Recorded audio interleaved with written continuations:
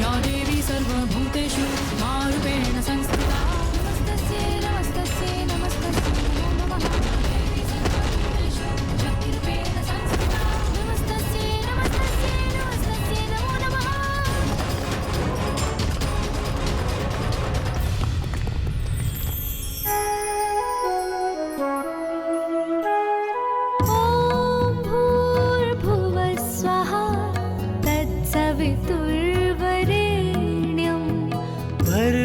देवस्य धीमहि धियो यो नः प्रचोदयात्।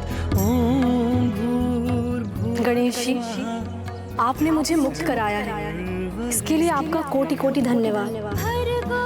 इस कार्य में मेरा मार्गदर्शन तो माँ ने ही किया था वेद माता, और अब आप लौट आई हैं, तो अब आपके वेद मंत्रों से संसार में पुनः अच्छाई का संचार होगा। आपने मेरी रक्षा की है प्रथम पूज्य गणेश जी, इसलिए अब आप ही मुझे ब्रह्मदेव को सौंपने का दायित्व निभाएं। ये मेरा आपसे विनम्र अनुरोध है।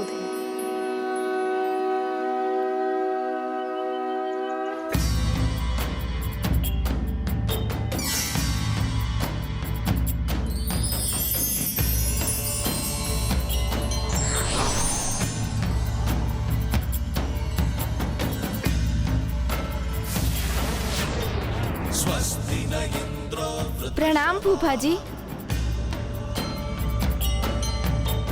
स्वस्ति न पूषा विश्ववेदाः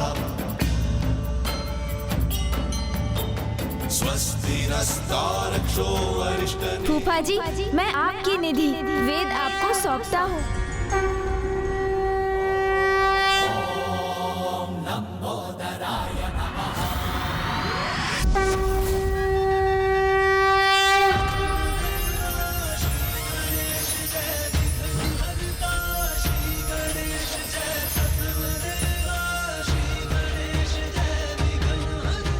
महादेव पुत्र पार्वती नंदन गणेश जी की, महादेव पुत्र पार्वती नंदन गणेश जी की, महादेव पुत्र पार्वती नंदन गणेश जी की, महादेव पुत्र पार्वती नंदन प्रथम पूज्य गणेश जी की। महाराज, महाराज रक्षा कीजिए, महाराज, महाराज रक्षा कीजिए, महाराज रक्षा कीजिए हमारी। गणेश के हाथ में एक दीपक, यदि वो लौ तेरी नगरी तक पहुंच गई तो तेरी संपूर्ण नगरी भस्म हो जाएगी। नष्ट हो गया मेरा नगर, मेरा साम्राज्य सब नष्ट हो गया।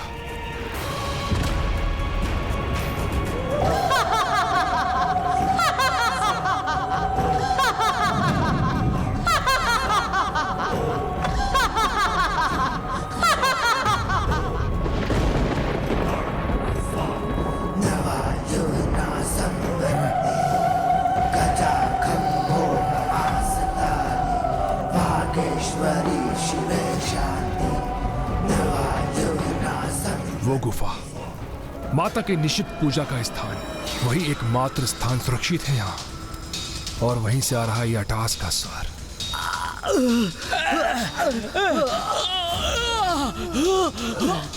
महाराज, महाराज रक्षा कीजिए, महाराज, महाराज रक्षा कीजिए, महाराज, महाराज रक्षा कीजिए, महाराज।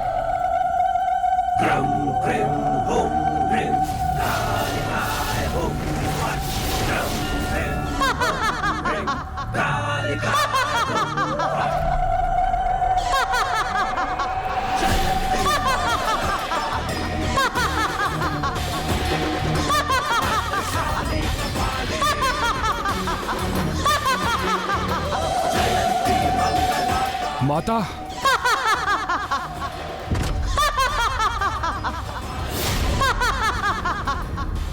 कैसी माता है आप?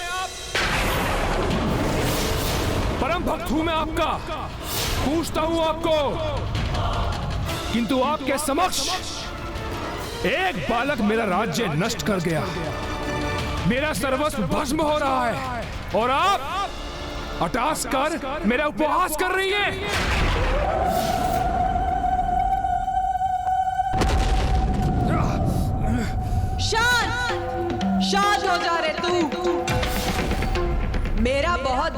भक्त बनता है ना तू।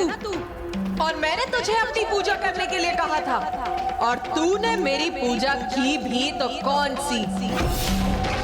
अरे तेरी निश्चित पूजा के कारण तुझसे प्रसन्न होकर नहीं, विवश होकर आई हूं मैं यहाँ। माता!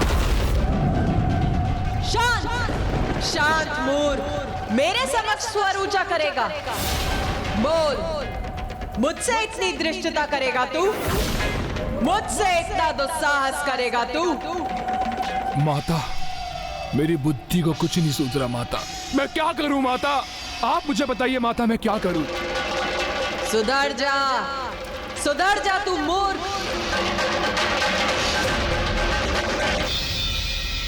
मुझे तो प्रतीत होता है दुर्गमासुर को अब तक अच्छाई की शक्ति का परिचय प्राप्त हो ही चुका होगा, तो अब तो वो सुधरने पर विवश हो ही गया होगा।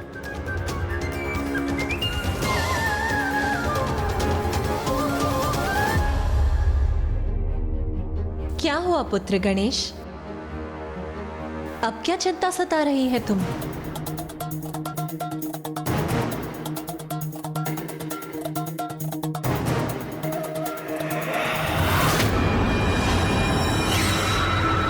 सुधर जाऊं मैं? कैसे? ये क्या सुझाव दे रही है आप माता मुझे? तो बता, तू करना क्या चाहता है?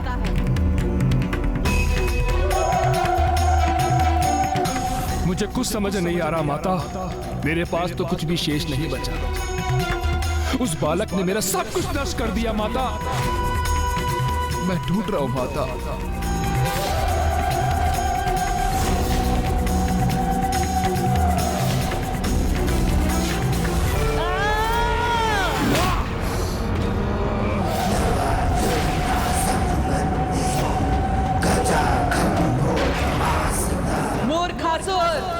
दुर्बल के भांति विलाप मत कर, जगा अपने साहस को।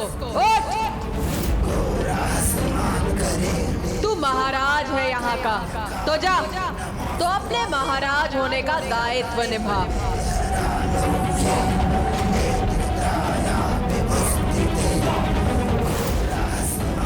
अब बता, क्या करना चाहता है तू? प्रतिशोध।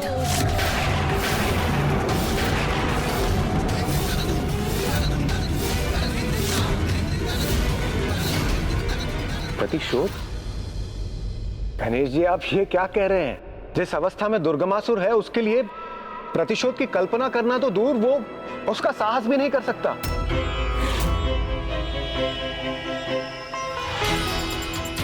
ये सत्य है कि दुर्गमासुर पराजित हुआ है, किंतु ये भी तो सत्य है कि दुर्गमासुर एक असुर है, एक आहत असुर। इसलिए हमें उसके प्रतिशोध की भावना को कम आंकने की भूल कदापि नहीं करनी चाहिए। किंतु पुत्र गणेश, अब वेद सुरक्षित हैं। उनके मुक्त होने से संसार पूर्ववत अपनी स्थिति में आ जाएगा। पुनः धर्म का प्रसार होगा, देवता अपने स्थान पर विराजमान होंगे और यज्ञादि आरंभ होने से देवताओं को शक्ति भी प्राप्त होने लगेगी।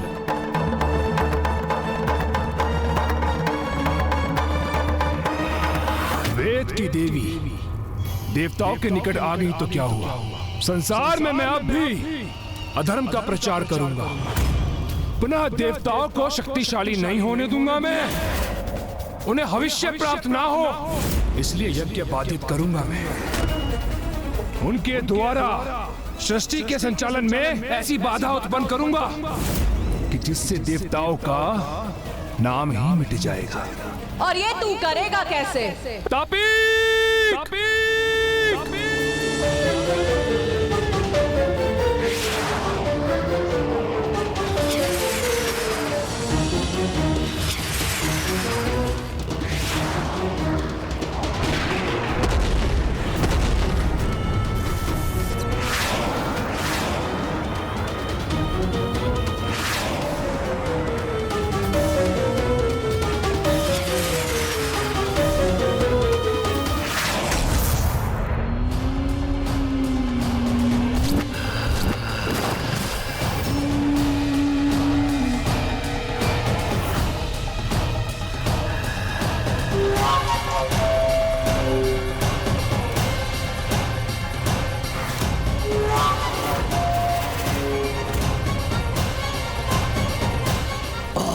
हमें बुलाया महाराज? अकाल, सर्वत्र अकाल की स्थिति उत्पन्न कर दो।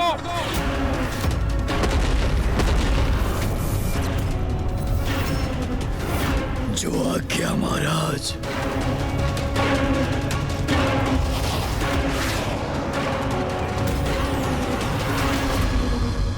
हम सभी पुनः कुशल हो रहे हैं, इसलिए हमें अपने दायित्वों के प्रति सजग हो जाना चाहिए।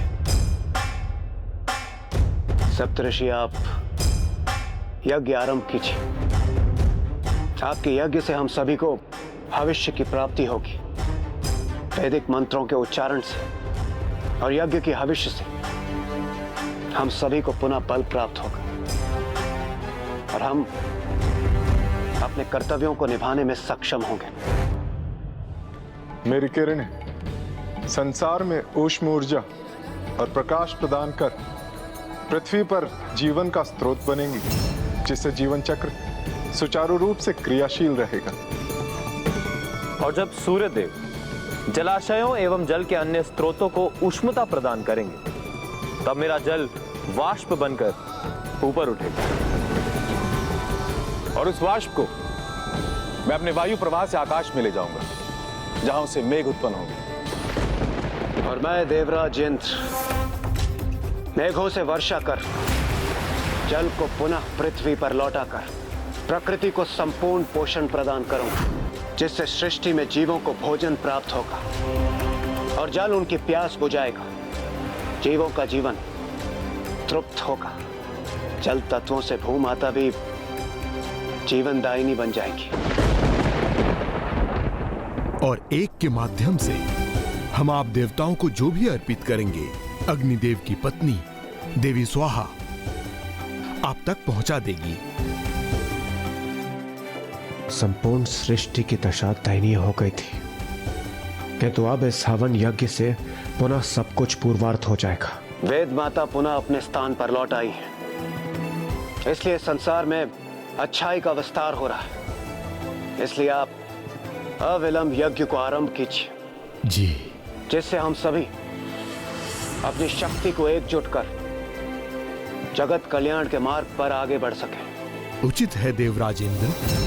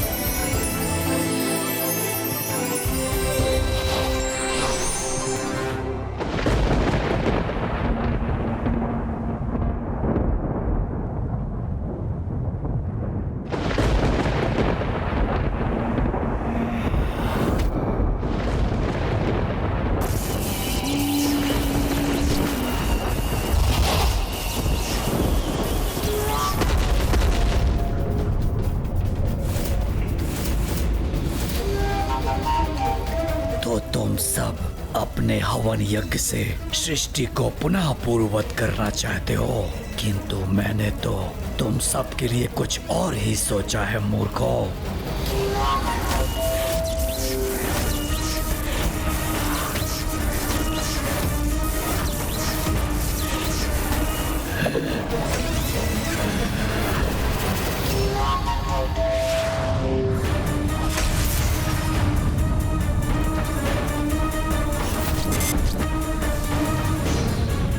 सब कुछ सुखा दूंगा मैं यहाँ अकाल उत्पन्न करने आया हूँ।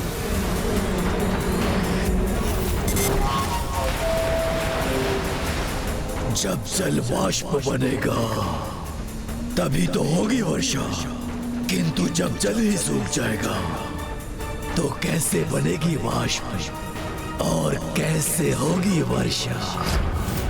अपने अस्त्र से मैं संपूर्ण सृष्टि को सूखाग्रस्त कर दूंगा।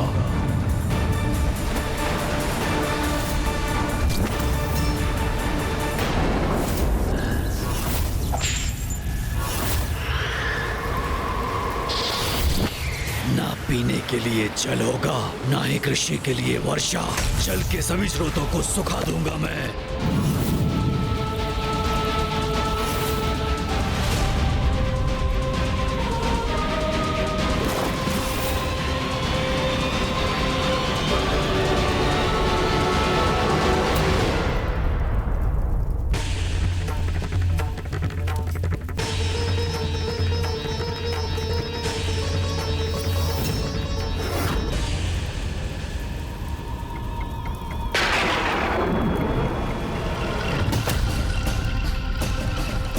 ये देवराज इंद्र ने अभी तक वर्षा क्यों नहीं करवाई? सूर्य की किरणें बहुत प्रखर हैं और भीषण ताप भी है।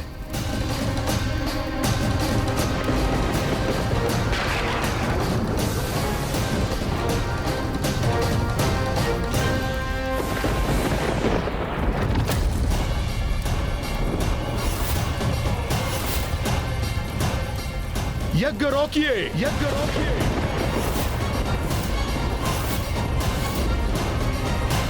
ये क्या कह रहे हैं देवगुरु? अब ये यज्ञ नहीं होगा।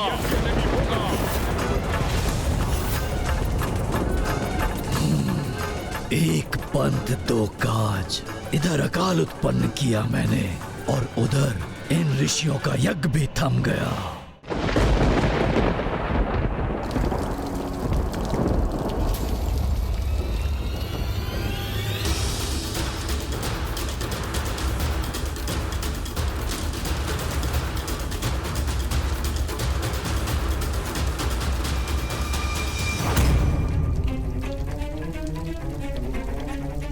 अवश्य कुछ ऐसा घटित हो रहा है जिससे गणेश इतना विचलित है। जब से वो काशी से लौटा तनाव रहित नहीं हुआ है वो, किंतु मुझे उसे प्रसन्न करने का उपाय ज्ञात है।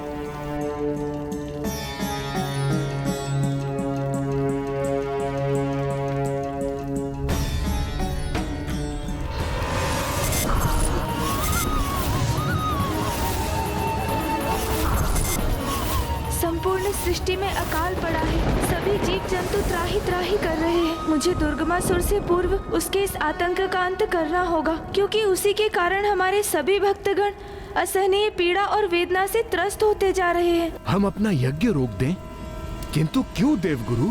क्योंकि देवता अपना कर्तव्य नहीं निभा रहे हैं। हम अपने देवताओं की पोषण के लिए यज्ञ कर रहे हैं, किंतु हमारे चारों ओर अकाल की अवस्था है। देखिए, आप सभी देखिए।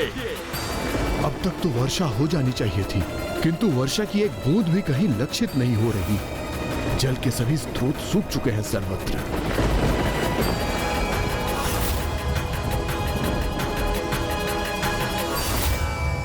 देवी स्वाहा को हमारे आहार हेतु यज्ञ से उत्पन्न होने वाली हविष लाने में इतना विलंब क्यों हो रहा है? ऐसा प्रतीत होता है कि जैसे यज्ञ रुक गया हो। ये क्या? देवता अपने कर्तव्य क्यों नहीं निभा रहे हैं? ये प्रश्न तो मुझे आपको पूछना चाहिए ऋषि भृगु। आप अपने कर्तव्य को क्यों भूल बैठे? वाह देवराज इंद्र, वाह! हमसे आपकी अपेक्षा है कि हम अपना कार्य निष्ठा से करें, और आप पर ऐसा कोई बंधन नहीं। अपने कर्तव्य के प्रति भूल आप करें और हम पर आरोप भी लगाएं। क्या ये उचित है देवराज? ये आप क्या कह रहे हैं देवगुरु? भला हम अपना कर्तव्य क्यों भूलेंगे? यदि आप भूले नहीं हैं, तो चूक तो आपसे अवश्य हुई है। ये देखिए, चारों ओर देखिए, अकाल की स्थिति उत्पन्न हो गई है। सर्वत्र वृक्ष आदि सूखकर कंटक में परिवर्तित होते जा रहे हैं। मानव जल के लिए त्राही त्राही मचा रहे हैं। पीने के लिए अब जल की एक बूंद तक शेष नहीं है।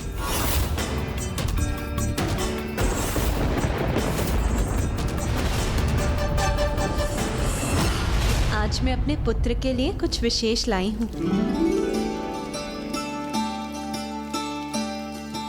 आज मैं ये मोदक तुम्हें अपने हाथों से खिलाऊंगी।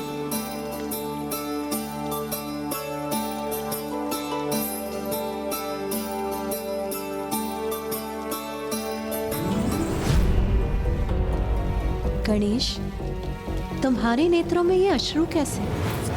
क्या हुआ पुत्र? माँ, जब भक्त भूख से व्याकुल है तो मैं भोजन कैसे ग्रहण कर सकता हूँ? भक्त भूखा है अर्थात क्या आशय है तुम्हारा पुत्र?